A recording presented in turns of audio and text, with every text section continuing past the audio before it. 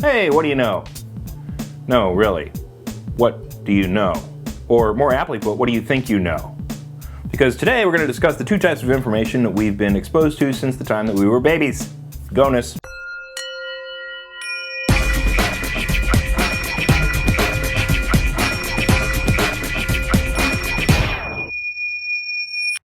Welcome to the I Am Podcast, where we answer all the questions about spirituality and inner peace that you ever wanted to ask, and where we learn the secrets of humanity and divinity through a better understanding of both. I'm your host, Sean Webb.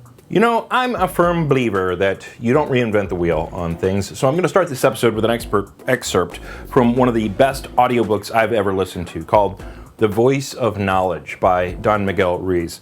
This is the beginning of chapter 2, where Miguel explains a visit with his Toltec shaman grandfather, where he learned one of the first big lessons on his spiritual path. It's a 7.5 minute clip worth every second, and will continue right after it's over. I want to tell you about several experiences that opened my spiritual eyes and made the transformation in my life possible. Opportunities to perceive the truth always come to us, and my life has been full of these opportunities. One opportunity came from a visit with my grandfather when I was a teenager.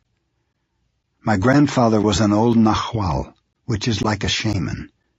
He was close to 90 years old, and people used to visit with him just to learn, just to be around him. Grandfather had been teaching me since I was a child, and I'd worked hard all my youth to earn his respect.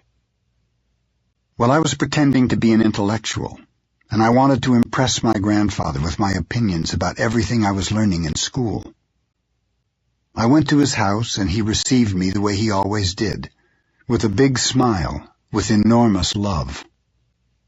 I started to tell him my point of view about all of the injustice in the world, about the poverty and violence, about the conflict between good and what I then called evil.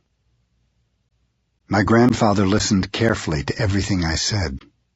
This encouraged me to speak even more, just to impress him. Then I saw a little smile on his face. Oh, I was not impressing him at all. I thought, oh, he's making fun of me. He noticed my reaction and looked into my eyes.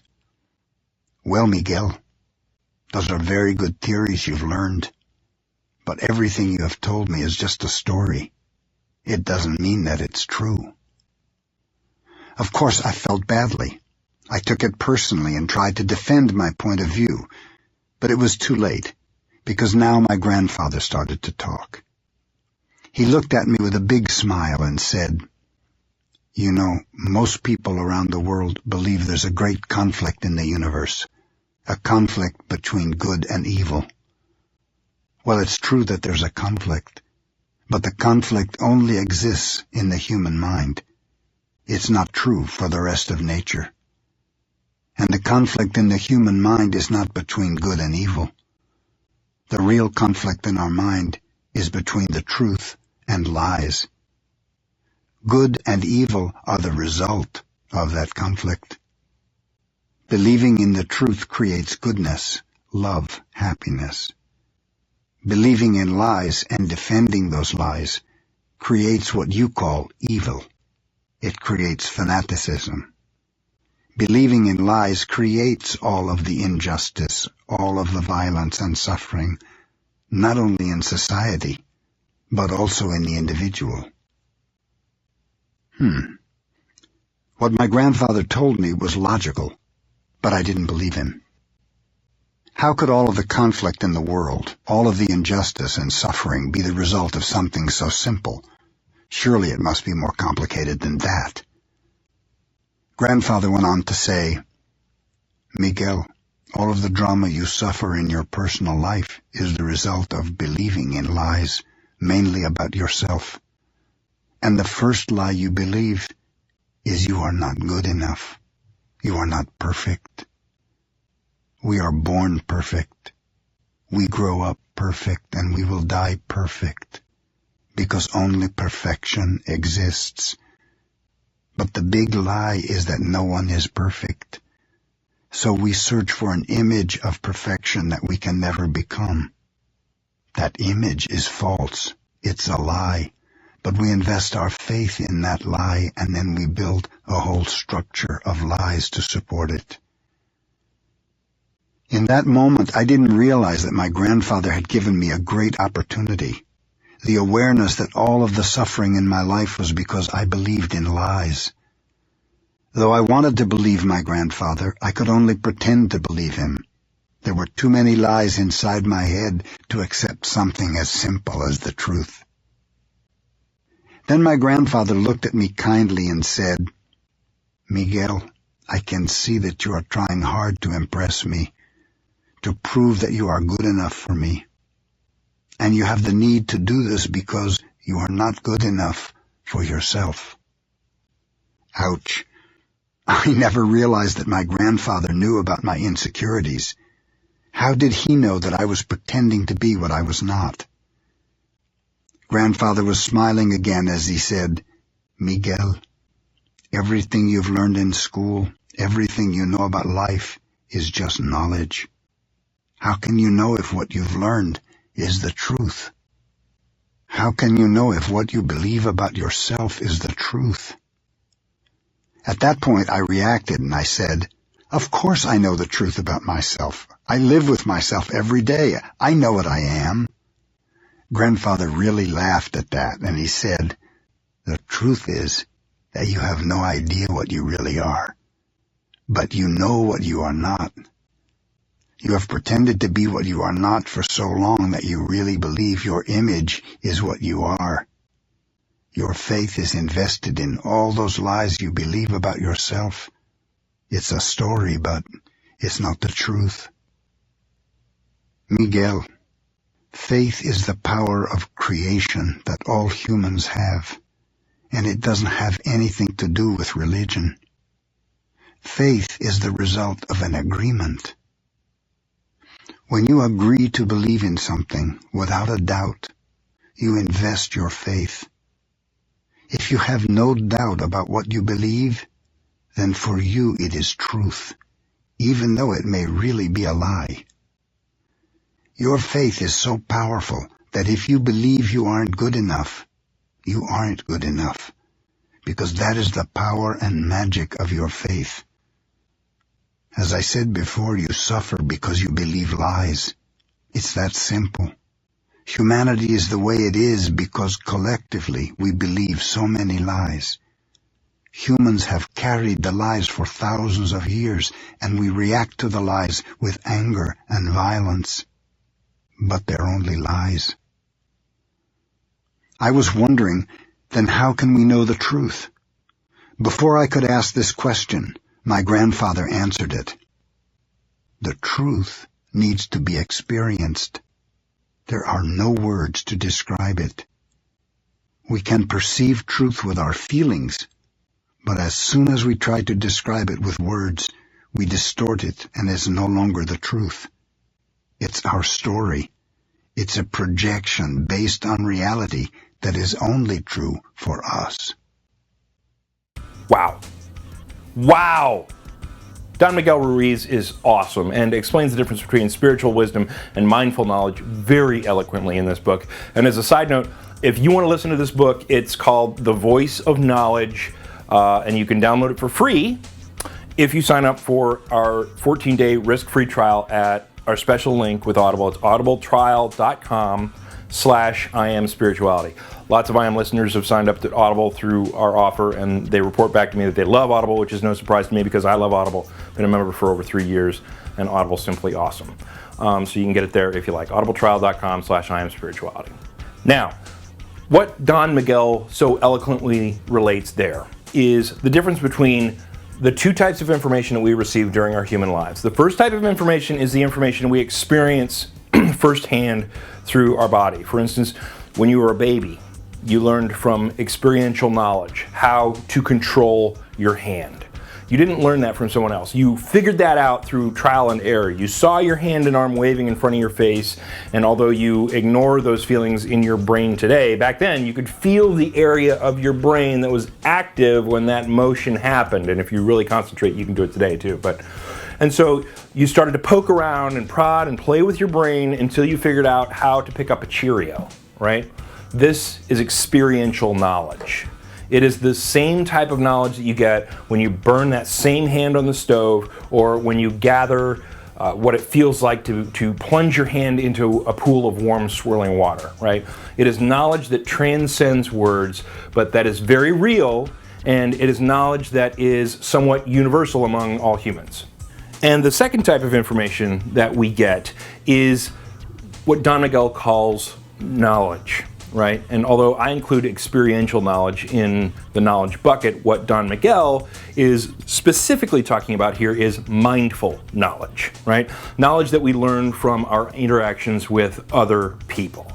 We learn our language, we learn our culture, we learn our religions, all from other people. And that stuff becomes mindful knowledge. We learn our educational disciplines in school, math, science, history, politics. All that is mindful knowledge. When we learn the color red is called red, that's mindful information. Our experience of the color red, on the other hand, the color our eyes and brain sees, is experiential information. Even when I see red and you see what I would call blue, the experience I have when I see red doesn't change if I was born in a different country and learned that red was called rojo or rouge. And so this delineates the difference between the two types of information that we are presented throughout our lives. First, mindful information that we learn from other people is subjective. Language, culture, religion, politics are all dependent on where you and I are born on the earth. Even science and math, although they're congruent internationally, are subjective because they are limited to man's understanding of them, and because they are both imperfect.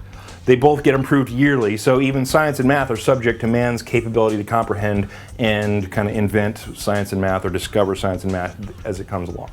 And this subjective mindful information is a good thing. I mean, things like science, math, and medicine in particular would be back in the Stone Ages if we didn't pass down information from generation to generation. On the other side of the coin is our experiential information, and this information is more absolute, at least to us. But scientifically, I can look at this table and still be deceived, right? I think that it's solid, when in reality it's 99.9999% space.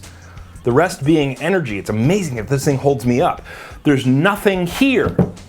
But the fact is that I perceive it basically the same way as a sister from China does. Well, it makes that more an absolute and non-subjective piece of information. Even if some differences in how my Chinese sister and I might perceive this table because of differences in our brain wiring, there's no subjectivity in either of us on how we experience this table individually. So what do we need to notice about the two of these things that will bring us some insight about spirituality? Well, there's a simple little fact that the only way we can learn mindful information is to get it from mindful sources, such as books, classes, stories, etc. And the only way to learn experiential information is to get it from experiential sources, right? You got to dive in and experience things to get experiential knowledge. But the problem is, in our world, many of us are trying to understand spirituality and inner peace and God, or whatever name you want to use, through mindful knowledge only. And the simple fact is that you can't do that. It no worky. It's impossible to learn about mindful things through experience. You can't experience math. You can't touch math. You can only understand applied concepts of math in the world. Just like you can't calculate out the feeling of plunging your hand into warm swirling water. There's no X equals on that. You have to experience that. And so it's impossible to understand things that are experiential through mindful information. You can try to understand what it's like to plunge your hand into warm swirling water through reading or hearing stories about it or hearing a lifetime of analogies about it, but you'll only understand that experience when you actually do it. And similarly, you cannot understand God/spirituality/inner peace from reading about it in the Bible or the Torah or the Quran or the Bhagavad Gita, etc. You cannot get it from going to church or synagogue or temple, and you will only understand God/spirituality/inner peace when you have direct experience of God, spirituality/inner peace. Because God/spirituality/inner peace is an experiential thing. It's not a mindful thing. And refer back to episode 20 for my story of when I met God, something that you also can do. And so this whole podcast episode has gone by with the wonderful Toltec wisdom from Don Miguel Ruiz and the explanation of the differences between the two types of information we get in this world and how we learn them, to say this. We need to get you just enough mindful information to get your mind out of the way. So this podcast shares mindful information on how to do that, but ultimately, if you want to understand spirituality and God, or whatever name you want to use, you will eventually have to release everything you think you know and find that place within you where you actually experience it. Even the Buddha said, do not take what I say at face value. And Jesus said, you must fast from the world, i.e., you must fast from your mind, what you think you know about the world.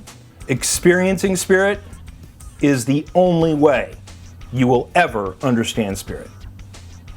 Sorry for the great news. It's great news because when you uncover that place, no one will ever be able to cast doubt on that experience you had. It will be like they're throwing marshmallows at a mountain. And it's at that point that you will truly know yourself, and then you will truly know God.